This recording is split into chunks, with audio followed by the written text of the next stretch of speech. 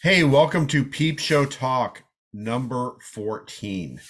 And today we have a special guest, someone that a lot of people just don't like, and we're gonna get to the bottom of that today. So again, if you enjoy you enjoy these Peep Show Talks, go ahead, like, share. If you don't like it, just go watch something else. I don't have time for your negativity, and just there's a million videos out there. Just go watch something else. Keep it to yourself. If you would like to support this channel, you can put like a $20 bill in an envelope and mail it to me, or this is probably a better solution. I have published a couple books, and I'll just do a quick plug. I've got my War Pigeon book if you're into U.S. Army Signal Corps stuff. Again, it's kind of a thick book, and my chaplain book. So that way, you could get something back for it. So let's move to Rory. Hey, Rory, how are you doing? Pretty good. How are you, Tim? Good, good. You're up north there in Grand Forks, North Dakota. Yes, the nice warm state of North Dakota. I think Grand Forks is the one town that burned in a fire during a flood. Is that correct? Yep. In 1997, it sure did. Yep. Downtown caught on fire. During a flood. Yep. Yep. That's correct. That Yep. It was a mess. You need like a whiteboard to explain that. So, Yeah. okay, I have one of these cards. I don't know if you've ever seen one of these. Have you heard of these before? I sure have. My son has one, and even my mother has a Your card. son has one. Well, I guess, kids always have a love-hate relationship with their parents. So this is the International I Hate Rory Club. And hate's a strong word. Hate is a very strong word. So, and I just kind of moderately dislike. So this is going to take me one direction or the other. So why do people hate you? I think it's just because I luck out and I find some of the rare stuff, the early stuff, the things that are really hard to find. And it all started out, Jim Becky, he's the guy that has all the GPs. And as soon as I started finding enough GPs to match his level, I think that's when he started the club. And since then, it's been fun. We've had good fun with it. And if I'm not mistaken, there's well over 300 some members. And I think there's 9 countries that these cards are in. Okay, so I'm number 225. So Yeah. like I didn't know, how some MVPA members are always like, well, my number is, 12, Yep. 1245. So I didn't know if this would someday be a collector's item or valuable or something like It that. probably will be. My low number. You think the club will continue to grow? Right. It probably will. Like what really gets it to grow at times when all of a sudden you show like a new old stock GP air cleaner that still has the paper on it from the factory. Something like this, it's valued pretty high, and that makes the club grow when you find things like that. Mm-hmm. Yeah, so I think you're just kind of bragging at this point. So, I have to ask you one quick question though. So your garage is named Kilroy's Garage and Parts, but your name is Rory. Yep. And I think we've seen this dilemma before. Hold on a second. Here we go. I think we've seen this before.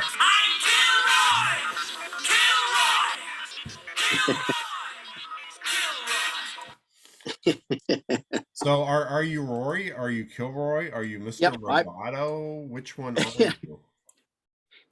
It all depends what day it is. So I've been dealing with Jeeps for 20 some years, over 20 some years. Mm-hmm.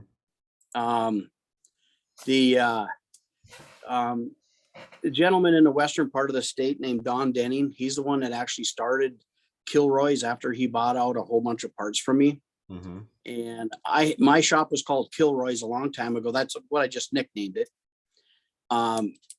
And then it wasn't until about 6-7 years ago, I bought a whole bunch of stuff back from Mr. Don Denning. And at that time he says, you've got the rights to the logo and everything, that he actually designed it. So I just carried it on. So, So does it well, that's how predate, Kilroy does it predate the Styx song of 1983? That's my yeah, question. the stick song of Kilroy. No, it's actually Mr. Roboto. Mr. But he Roboto. takes off his mask and he's really Kilroy. Okay. Yeah, you just never know. Okay. Well, let's go over and just kind of look at some of your so you're both like a member and a vendor kind of thing. So you run a shop and you have a straight job, don't you? Like a normal Yes. job? Yep. What's your Yep. normal job? I work for Minn Kota Power. I've been there for 25 years now. I'm a construction foreman. The parts business is just a nice, fun side hobby for me. I travel to a lot of the shows in the summertime because I got quite a few hours of vacation built up, and each year I get quite a few hours, and then I take advantage of it. So it's a true fun hobby that I'm fortunate to get away from work to do. So. Well, and I've seen you, I've seen you, oh, hey, I'm heading to Saskatchewan to pick up something, and then like 3 days later, hi, I'm in Alabama Yep. picking up There was something. 3 years ago, we left the convention. It was either in York, Pennsylvania or Louisville. I don't know which one it was, but I left there, went back to Grand Forks to work for 3 days, and then I headed down to New Mexico to pick up 2 Jeeps. And when I come back, I realized I went through 14 states in 9 days. So that was my record. Wow, that's a lot of travel. Yeah. So, okay, let's go over to your web pages here, and I won't blast you with Kilroy again because I actually X'd out the window. So this is the Facebook group page here. Yep. And we got some here. Let me minimize that. We've got some video links that we're going to show here. But this picture fascinated me today when you posted it. And the thing that jumped out at me is this right here. Like it's a spade, and it says like MI Michigan maybe, or M1 or something like that. And you don't see it on the back of this. Is probably a command car. Yep. Here by the header. You don't see anything on there like that. So anyway, I thought that was pretty cool. That was one thing that I was going to do some research on to see if I could find more pictures of that placard on the front. Uh-huh. Well, and there's a hint here, Carol's grocery store. And if it's in the South, but never know, it may still exist in some form. But it looks like this is more of just a a page maybe to promote some of your stuff as well as other people that are into the early Jeeps and things like that. So it's a nice page where people can go together, and they post all sorts of pictures and stuff. And every once in a while, I'll post some of my parts on there. It's a lot of times I stock up on all my parts for the conventions and the shows and stuff. So, but I do have I do sell on eBay and stuff. And okay, well, let's go over to and this is your web page. Yep. And you are a construction supervisor, so and that's why that's there. Yep. Because I figured. Do I need a hard hat? No, just occasionally. Okay, so you've got GP parts quite a bit. So who are your major suppliers? I know.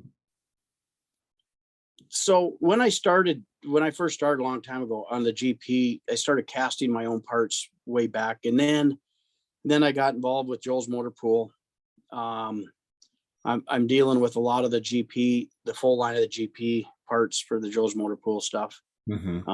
And I do have the MB GPW, but throughout all the years that I've been doing this on and off, I have a lot of other vendors, parts and pieces that I have, and like restored this last MB that I just did, you know, there was like 9 different vendors that I've had parts for that customer's Jeep. So I'm not one vendor only. I'll go all over and get parts that I need. So Mm-hmm. Yeah, and that's pretty much what we all have to do. And then here's your eBay page. Yep. And it's probably just a reflection of your web page, is my guess. Yep. Many of the same items are there. So Correct. 100% positive feedback. So that's great. All it takes is one idiot out there to mess that up. But cool. That's good stuff. So let's go over to these videos. Let's see here. Okay. And maybe you can kind of, I don't know if you narrate during them or kind of talk us through these. So we'll go to this one here will be the first GP that I'm working on for a customer. Okay. The frame's done, and you can see this screen, okay? Yep, I can see your screen. Yep. Okay, great. Okay, so here we go. There you go. Vehicles I'm working on in my shop right now. This is a 41 Ford GP prototype. This is a Joe's Motor Pool reproduction body. And this one here, hopefully next week we should be starting to work on it to get it in paint. Right now, the frame has all been restored, painted. And this one here is 9405, one of the first series. It's all done in epoxy primer, epoxy paint, and it's coming together pretty good. We got new gussets on there, new bumper, so it's looking pretty decent. So that's the first GP that I'm working on in the shop. Hi, Tim. Here's some of the vehicles I'm working on in my shop. Okay, so you want to talk a little bit more about this one? That one there, it's going to be a complete frame off. The axles are being gone through right now. The engine, everything's. It had the original motor in it, matched the frame, but there's a hole in the side of the block that you could probably put a softball through it, and lot of original parts this one still had. It has the seats, windshield frame. So it'll be a pretty complete original GP, except the reproduction tub, but it's a lot of the other parts are all original. Mm-hmm. So what do you do with the motor in that condition? Is it repairable? Well, what I do on that one there is we have a generator motor that's the same as the 9N tractor motor with the it has you can put the fuel pump on the side, so therefore we're just going to it'll look the same. It just will not have the correct stamping on the side where it says GP 9405, but it'll look exactly the same. Mm-hmm. Well, we're really to the point where there's just only so many options for some of these things. Yes, that is true. That it's not like there's a whole plethora of parts or things out there you can just go draw upon, or vehicles that 40 years ago people would use as parts vehicles are being rebuilt. Nope, that's absolutely right. Okay, so let's go to the second video here. I believe it's pretty darn close to your slack grill. This one's getting all new side panels, back panels, floor, wheel houses, everything on the whole back end. He's got some early reproduction sides that we put on here. Here's the original front part of the cowl. The floors, we're going to cut it out and patch it, and this one will be coming together. Hopefully have it. My goal is on this one to have it welded together before March 1st. We have our club meeting. This slack grill serial number is 101936. So that's my slack grill project. Awesome. This is an early. So that one's about 800 after mine. So what did you say the date was? We think it's somewhere around, the data tags we're missing, but we're thinking it's right around December sixth or fifth, somewhere in that range. Mm-hmm. Well, this is the corner I'm working on right now. Yeah. On mine, and I've got the floor out, and the seam that's part of the floor is still in there, and some sections. It's some tough areas to work with. Yeah, yeah, and it's been a real challenge in that anytime I try and grind in there, it just ruins the floor above it, or the panel above it. So then I have to go back in and repair that before I can go back and grind on it. So it's getting there, but it's it's a challenge. Again, that looks fantastic. Do you have like an industrial spot welder, like one of the commercial ones?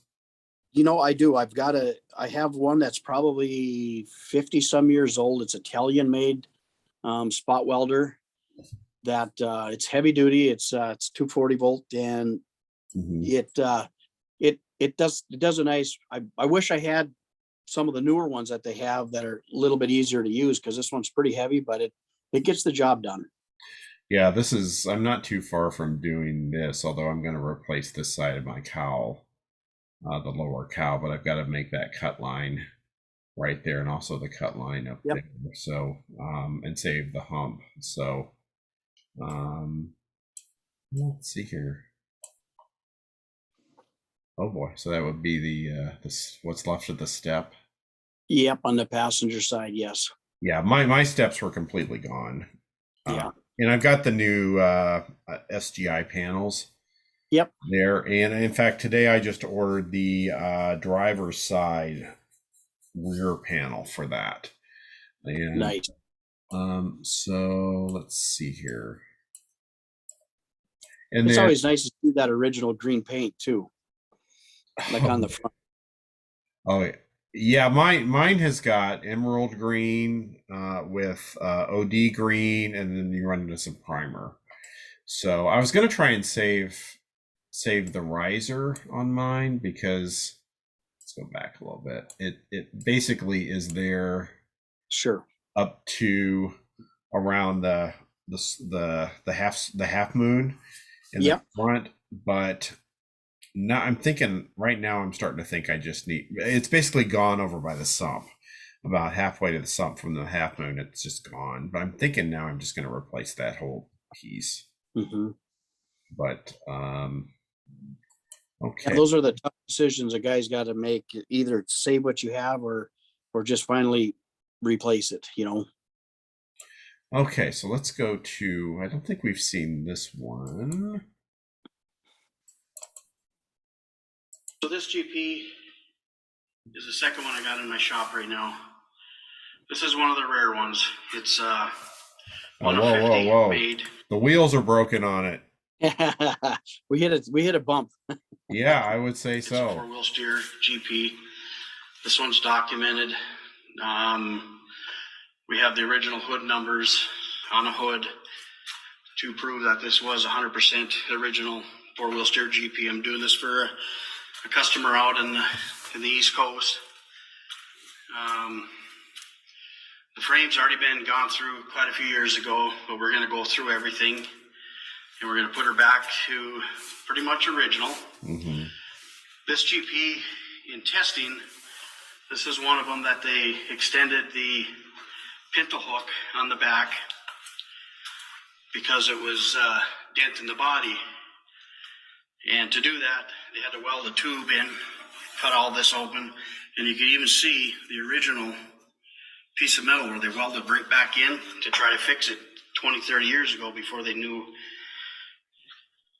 So this GP. Fascinating. So how many 4-wheel steers were made? There was, I'm going to say 50. I think there was 51 of them made, but there's 50 documented hood numbers, and the 51, I don't think was ever built. I think that steering box went into that GPW project. So exactly how does the mechanism work in the back end to make the rear end steer? Is it just an extension? Is it basically just the same as the front end, or is it a different axle? It's really close to the front axle. it's on the same concept, and there's an actual another steering box in between the front one and the back one, the front one. And what there is I think it's about a 12-degree movement before the rear axles will turn. They're not 1-to-1 on the GP. The Bantams were, and they were really dangerous. But here you could turn your wheel back and forth a little bit and your rear axles will not move. Mm-hmm. Have you ever done one of these before? Not a 4-wheel steer. I've ridden in a couple of them, and it's like driving on ice. Driving on ice, how so? Just because they just turn so sharply? Yep. If you're driving on the right side of the road, let's say 5 miles an hour, and you want to turn left, your back end's going to go right in the ditch right away, just because you're not used to that back end swinging on you. Gotcha. But you could turn a circle pretty fast. Yeah, and I would think that would be just so dangerous at highway speeds. Yes. No one, and you kind of wonder why they, at least I did, why they didn't do it. But not the way you explain it, it makes complete sense why these were just not a good idea. Now, if you're at slow speeds, it makes sense, but about half the time you're going to be driving on, gravel roads or hardball roads. Right. And just picture yourself parking alongside of a building and then hopping in it and turning left to pull away from it. Your back end's going to hit it. So. Oh my gosh. Yeah. Yeah. That's kind of crazy. And then I think you sent this picture. This has a really large Jeep in comparison to the P51 sitting. Full size P51. Yeah, it's a full size P51, and here I think I know which Jeep this is. Let's see if I can. I know what you're gonna do. So you must have a massive shop. Where is it? Yeah, here it is. Yeah, I'm pretty sure it's this Jeep right here that's in the picture. So with the full size P51 on it. It's not too many Jeeps you can put a full-size P51 Mustang on top. Yeah. Well, that's why people hate you. Yep, that's exactly right. Because you can. Okay, I think this is the one we want right here. Gotta have a GP buried up in the garage. Parked next to a very original 41 Bantam, an early one with corrugated floors. This one here had all 3 seats in it. Gauges are original, need work, very, very complete. When I picked this up, this is a customer's. It had 5 solid rims on it, and this here will be a very, very nice vehicle. Okay, Everybody's got to have it. Awesome. So, is this the first BRC you've had in your shop? Yep, that's the first BRC. Yep. Do you ever think you own one of these? I don't think if the chance ever comes around to owning one, yes, I would buy one in a heartbeat just to have a Bantam, because they're pretty hard to find. Whoa, look at that. Oh, that's just like a paint issue. I was looking, I go, man, that thing is beaten up, but it's it's the original handles. And when we're cleaning the stuff out of the back end of this, inside the toolboxes in the back, we actually found both of the original taillights were taken out and shoved in there. Oh, wow. And so we found the original taillights. So it's kind of fun project. So it looks like the gauges are kind of there. Yep. And then data plates. Data plates are all there, and I don't have the number right now handy, but it is one of the earlier ones. So yeah, that's fantastic. It is. It's pretty neat. I think I have that exact same steering wheel on mine.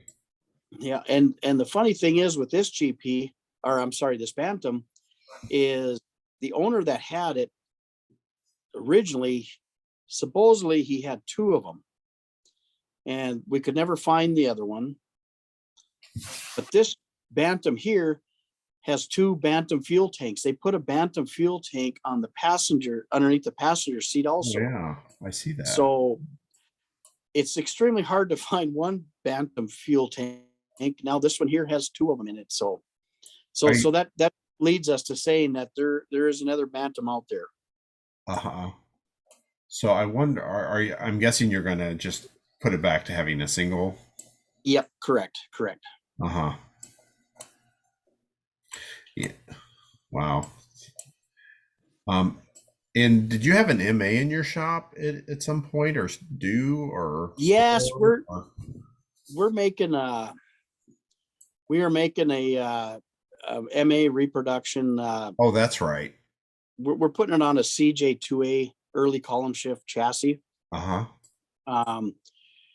My goal is to eventually get the correct frame and axles and stuff for an MA, Mm-hmm. and then I'll swap it, put it back on. I already have an MA engine, transmission. So we're gonna redo the complete tub.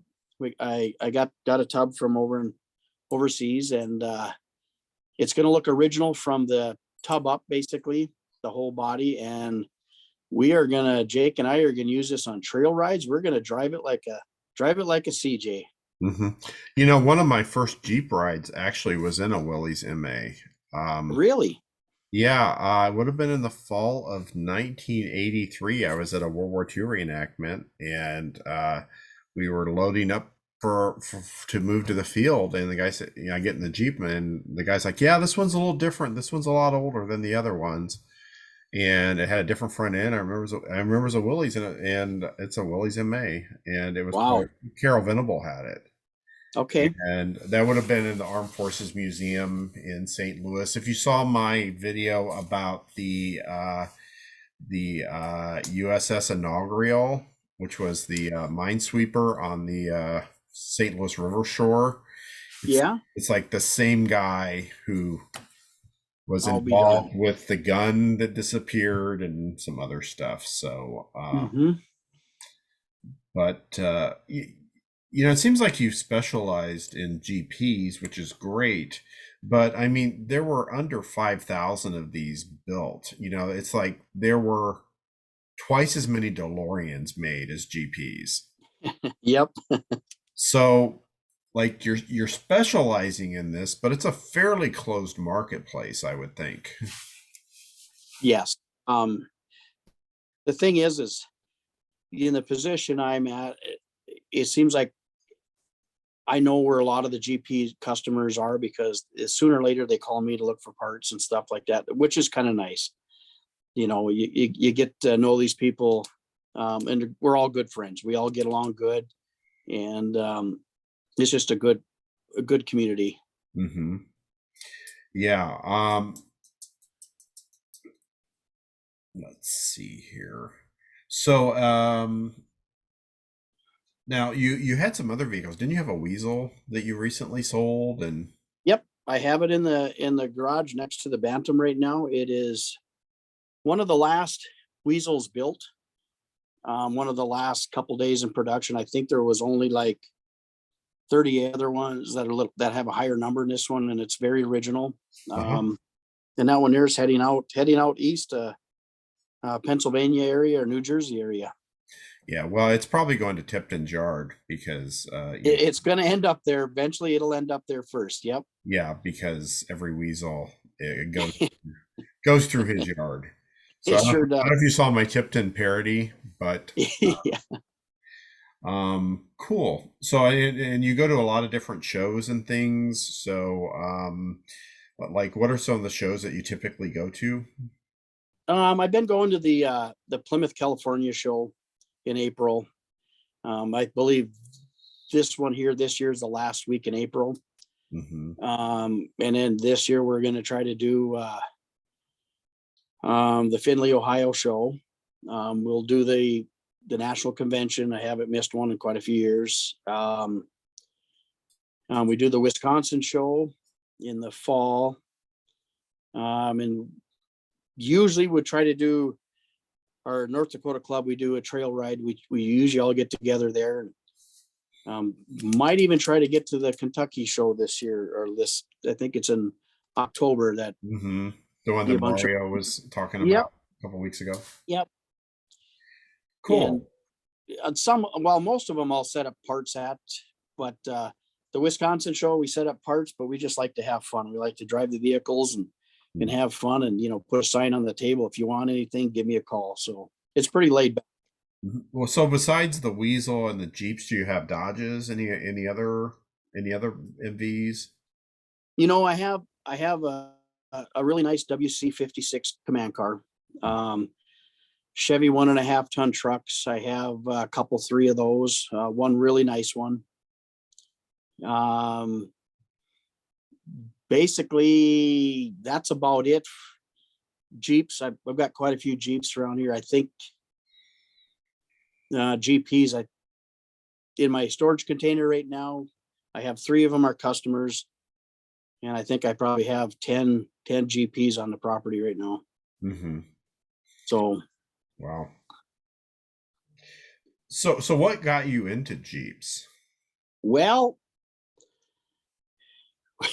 when I was about 9 years old, my dad, this is going to be kind of like the Scott Schiller story, but my dad bought a early 46 CJ, and they painted it up for parades and stuff like that. And we used it on the farm. And I could remember when I was 9 years old, Dad showed me how to drive this CJ and put it in low range and hop out. And I thought it was fun for the first 10 minutes. And the next thing you know, it was hooked to a rake, and I had to rake a field. There you go. So that Jeep has been in the family for years. In 76, they blew it up, and it sat there on the farmyard for all those years. And then it was probably 25,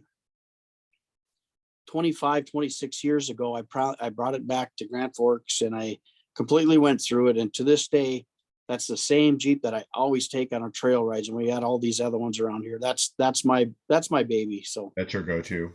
yeah. Yeah. Well, it was your first. Yep. Yep. And you always have a soft spot for your first. Absolutely. So, okay. Anything else you want to add here before we wrap up? Like No, any future plans? Any more random rare vehicles? Like you have a belly flopper no, nothing. that you're gonna like pull out of a container and restore, or No, nothing like that I could think of. I guess my thing with this, and I'm going to call it a hobby. I think it's a great hobby, but I'm going to continue on going to the shows as much as I can, and you know, in 5-6 years or so, if when I decide to retire, I plan on doing this full time, and just instead of just being at one location, I plan on just traveling. mm-hmm. You know, traveling, having fun. Mm-hmm. Well, Most of the people at the conventions and stuff, they've seen me years, always bringing my kids with, and you know, they all know Jake like he's a little kid. It's like their own son, but he's growing up, and so that's the fun part. It's a big family. mm-hmm. And Jake is Jake your youngest? Yep, Jake's my youngest, and there was only one convention, and I think it was the Portland, Oregon one, where I had all 4 of my kids with me. So it was kind of nice, because otherwise it was always split up. I had 3 of them. Well, I guess I had all 4 of them down in the Kansas City one, but you know, they're growing up and doing their own thing. So my guess is Kansas City. Jake wasn't around. I don't think he was at that one. I don't. If he was, he was. Well, really, that would have been like 2000. There was one after that. Topeka. I There can't was one in remember. Topeka. Yep, there was one in that. Topeka. So, but yeah, I was at the 2000, and I've been to both Topekas, and I've been to Louisville. So Yeah, Louisville's a fun one. So I like the GP on your background too, by the way. yeah, it's just kind of flying there. So yeah, I usually change my background for work, and it's funny. It's super cold. We've had 3 snow days in a row here. Right now it's early February of 2022, in case you're watching this at a later date.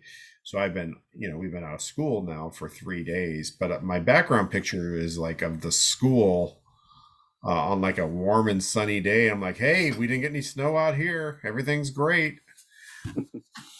So I usually get a few chuckles out of that. So, But the last couple of days, you got a lot of snow, didn't you? yeah, we got about a foot, and it's been kind of cold. But I a lot of my work I need to be around the students, and if they're not, I'm not around them, then I get free time, and so I've actually been working on my slat. So I probably put Cool. in last 3 days, probably 10 hours. 12 hours, considering how chilly it's been out there. So, not as chilly as there. How cold is it in Grand Forks right now? Right now, it is -8, I think. -8. -8 degrees. Okay. Yeah, So let me do the conversion for our people in metric. It would be negative, or I'm sorry, yeah, in Celsius, it'd be negative 22.22222 degrees. So, Yep. And yesterday morning, it was 34 below.